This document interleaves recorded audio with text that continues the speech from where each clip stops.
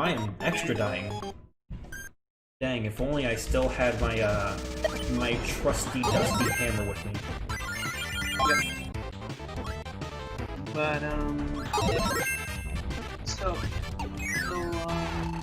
do you want me to spoil the epilogue, or...? Bruh, it's Siva Gunner. You think I'm gonna, like, freak out if you spoil the lore of a meme channel? I mean... I love their lore, but at the same time, it's not like, you know, a full-on RPG where spoiling the lore ruins the entire experience. I mean, just ask him. Just gotta make sure. I know. But What about for our viewers? What if they get spoiled on the lore? Let me do the Gazer Spiral. Yeah, Gazer Spiral. You're right. Damn. I actually can't counter that.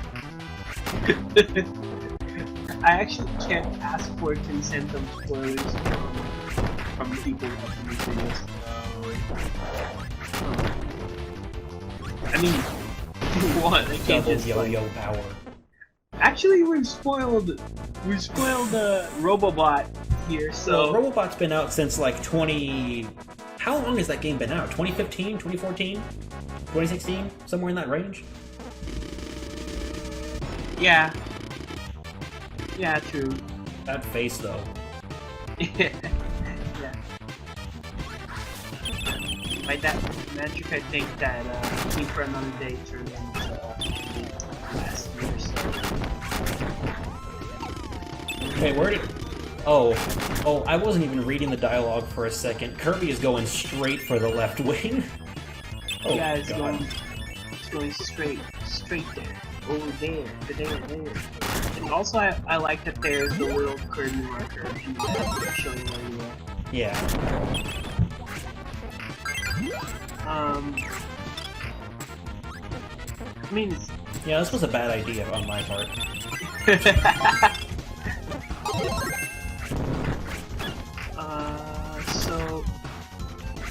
So yeah, just...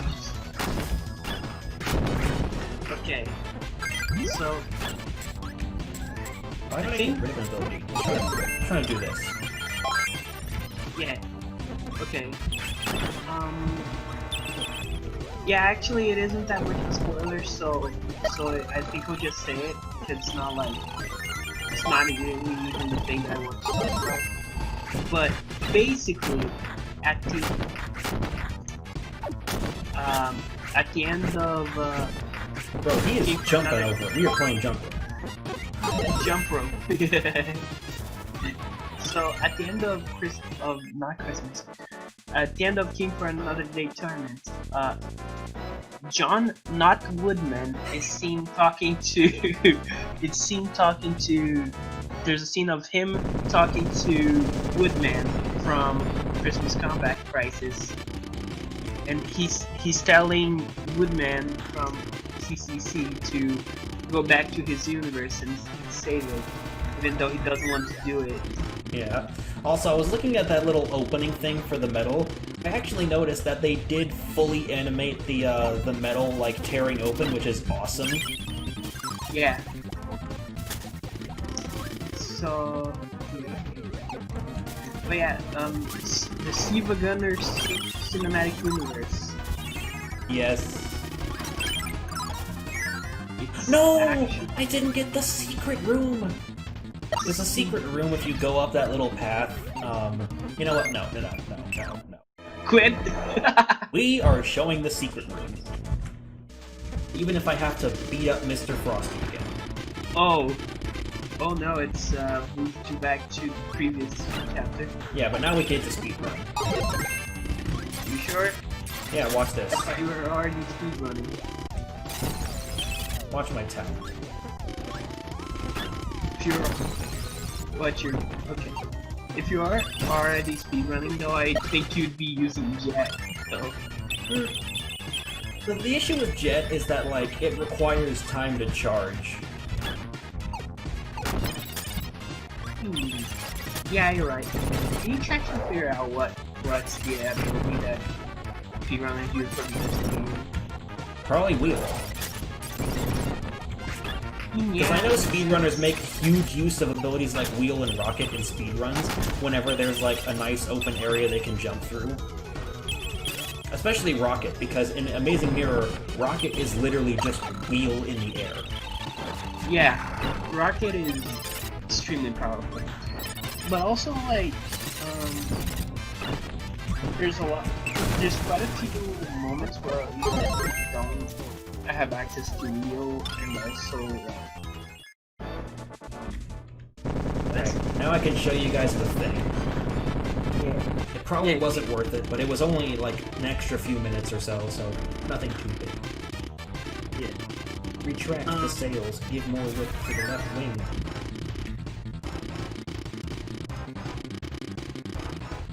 Oh, speaking of Mr. Frosty, fun fact about him in Amazing Mirror.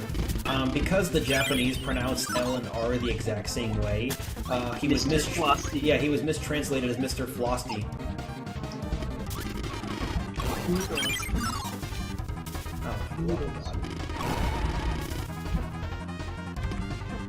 Oh yeah. I just remembered it now because you're using ice, but the conversation that we were having on our worst ability. Ice is very much mistreated in a lot of games. Ice is actually fairly good for really. Don't you okay, fine. I mean, I guess if you want to be stupid, we doing this. It's lobster time. Are we doing this? What they ask? This time will succeed. Heavy lobster, away. They're doing it, man. They said, yeah. They're using heavy lobster from the Kirby anime. People are gonna hate me for saying that, but I actually love that Heavy Lobster shows up in the anime at the most unexpected time ever. Yeah. Do you know when he shows up? Hold on. No. I really need to like turn down the volume. I can barely hear you, and I'm starting to worry that others can't too. Volume mixer. There we go. But basically, in the anime, I only know this because I watched the Kirby anime pretty decently a while ago, and I also watched the movie because the movie was the thing that got me into Kirby the most. Right. So when does Heavy Lobster show up? In the movie. Basically, the movie is a series of 4 episodes that are stitched together without commercials in a seamless way that's absolutely beautiful. I owned it. Well, I rented it from Redbox and I loved it. But during a certain part, after like Nightmare shows up, not Nightmare, but he sends an entire UFO and it destroys all of Cappy Town and DDD's castle. So everyone kind of recognizes like, hey, Kirby's kind of a problem. If Kirby wasn't here, we wouldn't have to deal with this. And like everyone gets on Kirby's case for not being good enough to help them out, which I don't appreciate. He's just a boy. He's just a good boy. Well, Bonkers is doomed. It was nice knowing you, dude. He's not doomed. He's just too stupid to jump. He just can't fly. And it's high. He can fart. And it's scary. Alright, you lot. But, so eventually everyone's getting on Kirby's case. Like, because while this is happening, they reference a lot of Kirby games in this particular series of episodes. Namely, when the UFO shows up, Kirby gets the Crash ability, which is awesome because the Crash ability is very rarely used in the anime. But I know that what happens is, Kirby ends up having to use the air ride machines from Kirby's Air Ride to like... What? Yes. Okay, so the UFO sends in these people, like, they're... Because Kirby has the Warp Star, and that's kind of his trump card in the anime. If he has the Warp Star, he can fly fast enough to avoid just about anything, just like he did with Galeem's Death Beam. Yeah? So in the anime, Nightmare Enterprises recognizes that Kirby's like source of strength is the Warp Star, so they just give their units something that can fly just as fast. And it's the air ride machines. And Meta Knight tells Kirby that he has to learn how to use these things, otherwise he'll never be fast enough to deal with these guys. So Kirby beats these guys to death with their own abilities. Kirby learns like 4 new abilities that are only in the anime. There's the baton ability, which would later go on to be reused for Kirby Star Allies. There's the top ability, which was later turned into Yo-Yo, as we all know. Jeez. Actually, that's beneficial. There's the water ability, which, you know, happened later, and then there's this gold ability. I forget what it was called, but Kirby turns into a giant, solid gold statue that's like the size of DDD's castle, and he just stomps the dude to death. It's terrifying. Oh, so it's It's metal, but good. It's metal but good. Gold metal. That's mix. Yeah. But Kirby, like, after he beats them, he takes their air ride machine, and you can, like, clearly see him having to learn the ropes because he doesn't know how to fly the stupid thing. But it's just really cool to see, because you get to see Kirby flying around in the anime on fully modeled air ride machines. Alright. So, what's Okay, so as I was saying, I keep like getting sidetracked. Hold on, time for the hardest boss in the game. Yeah. So they're in jump. It's Yeah. awesome. So in that episode, so Kirby learns how to use the air ride machines, and then he wakes up and learns that it was all just a dream that, like, Wispy Woods or something, because Wispy Woods is this ancient sage in the anime. Not Wispy Woods, Kaboo. Kaboo's this ancient sage in the anime. Remember that. Don't ever forget that Kaboo is really smart in the anime and knows just about everything. Uh-oh. Okay, so super ancient sage. Yeah. He put Kirby there because Kirby got wounded while fighting, and Kirby had to sleep it off because Kirby heals when he sleeps, I guess. And after that, ooh. We never did that for Kirby. Actually, in certain games, I think it was Squeak Squad, but in Squeak Squad, you could find a scroll for every ability, and the one for sleep made you heal. Oh. Yeah, it was pretty cool. So as I was saying, so Kirby wakes up, he goes outside, the UFO spots Kirby and starts blasting everything. Kirby flies inside the UFO using the warp star, and then after that, he absorbs one of the things the UFO was using to destroy the town, and he gets the crash ability, and he destroys the entire UFO instantaneously. It looks awesome. So everyone gets on Kirby's case for not having fixed the issue fast enough, I guess, because, you know, they say he's nothing but trouble ever since he showed up. Bad things have happened, just, you know, the usual Act 2 turn on the main protagonist shtick. They use it in every superhero movie ever made. Jade, Discord stopped working for a cool minute, and I literally didn't hear anything you said about the UFO. Oh, the UFO. So Kirby wakes up. The UFO is terrorizing the town. Kirby flies inside, and he eats one of the blaster shots. And after he does that, he gains the crash ability, and he uses that to destroy the UFO in one shot. He goes down. Everyone's mad that Kirby, like, brought the UFO there in the first place, because, you know, trouble follows Kirby. Right. Oh, these guys are really trying their best. How cute. Yep. Yeah, Kirby brought the UFO. Yeah, so Kirby drops the UFO and everything. Everyone gets on Kirby's case. Mennonite shows up and he's like, "Hold on, bro, chill. Kirby did just kind of save everyone's life." He says that Kirby isn't the one to blame here. Nightmare Enterprises is. Not even DDD, because DDD didn't even summon the UFO, if I recall. He just said, "Hey, Kirby's really problematic. You think you can do something?" And Nightmare Enterprises responded with, "Yeah, don't worry, I'll destroy your entire planet." I wish I was joking, but Yeah. But yeah, that's basically what happened. Also, yes, I do this fight solo. I was actually kind of hoping you would just stand there with hammer. Nah. I respect Mennonite very much. Nah. Hold on. Respect is for cowards.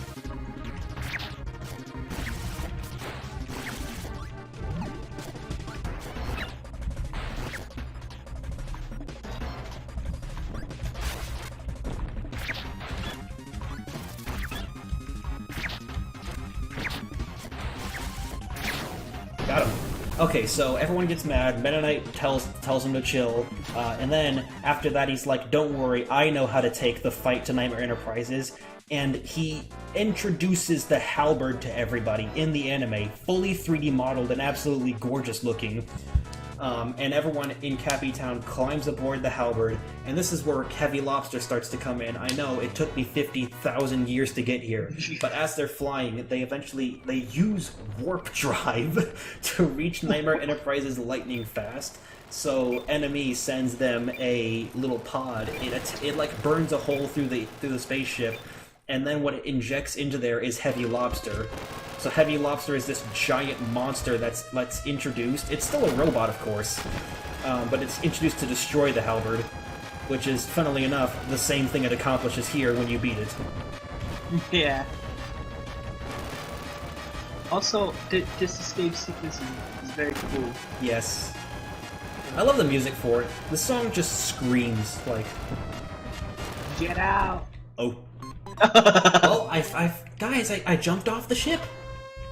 You did it, you got out! Alright, let's do this. I like that you can't even kill Meta Knight at this point. The game's just like, dude, just go. Just go. In the middle of all those cutscenes, he replaced his mask, and now he's fully powered up. Yeah. I think this is like... I think Superstar and Superstar Ultra were the first games to show that Meta Knight's cape could turn into wings. And it's in that cutscene, just that moment where he just shows up, bat wings ready, and he just murders you. Yeah, so would you like to hear the plot of the rest of the Kirby movie while we wait for the credits to end? Sure. So they get there, and, you know, it's the usual stuff. They're in this giant enemy spaceship now. The giant enemy spaceship. But giant enemy crab. So they get up there and the team kind of splits up. We have Dedede and Escargoon who are going off to go teach enemy salesmen a lesson because they're sick of him always, like, you know, scrubbing Dedede for every last penny. That's a funny little thing. I'll explain that later. And then there's Kirby who goes on to deal with Nightmare. Kirby destroys the monster creator that they were using, and then he goes on to fight Nightmare, you know, the bad guy from Kirby's Adventure. It's amazing. The fight is ultimately solved basically the same way. Like, Kirby goes onto this giant chessboard and all the pieces are like characters from the anime and different monsters. It's kind of cool. It just shows that Nightmare really doesn't care about anything, and this is just kind of a game to him. Yep. So Kirby uses the fire ability. Nightmare sucks it up because he's not tangible, obviously. You can't hit something that doesn't exist. And then eventually Kirby gets tired out and he passes out. Nightmare, with Tiff there, decides like, hey, wanna go see what Kirby's dreaming? I can go torment him in his dreams too. And we see that Kirby's dreaming about food, because that's how he replenishes health. He dreams about food, eats it in his dream, and he's just totally good with that. Nightmare blows up the apple that Kirby's inside, effectively humiliating him, and then he continues to harass Kirby in his own dreams. Tiff tries to call the Warp Star, and Nightmare says, bro, are you stupid or something? This ain't real, this is a dream. And Tiff pulls it out of her pocket because she brought it with her from Kaboo. Normally, Kaboo, you know, sends out the Warp Star, but like this time he entrusts it to Tiff for her to carry, and what do you know, it pays off. So she sends the Warp Star for Kirby to use, and Kirby eats it, and it turns into the Star Rod. Nice. Like, the ability thing too, like the cutscene that they do for every ability, is really cool because it shows Kirby about to ride on the Warp Star, and then it like yanks itself out from beneath him, flies away, these bands attach themselves to it, and they form the Star Rod, and then Kirby's wielding it confidently with this big evil smile on his face, like, you know, the anime, like American box art Kirby. Yep. And then, you know, Kirby uses it on Nightmare, killing him instantaneously. And the explosion from Nightmare is so big that it, like, starts to destroy the entire place. That, or the place was powered by Nightmare's energy. And then we go over to see how Dedede and Escargoon are doing. They finally meet the enemy salesman, and we get to see his office in better detail. He has his little monster teleporter behind him like he's had this entire time. And enemy salesman turns around on his big chair, And you know how we only see the upper half of his body? Yeah. That's because that's the only part of his body. He has Kirby feet attached to the bottom.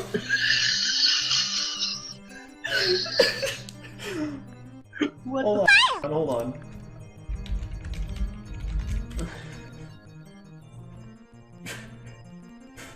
Oh, okay. Well, while you're looking that up, No, hold on.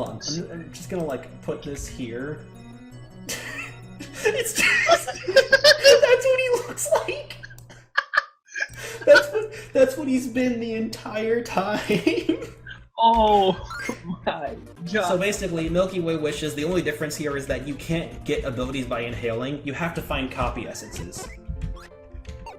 Except for this, in this planet, you can find the copy ability, so you can use that to copy abilities without having to use essence. It's pretty neat. It's literally the only reason TAC exists. Yep. Well, that and to be a great partner.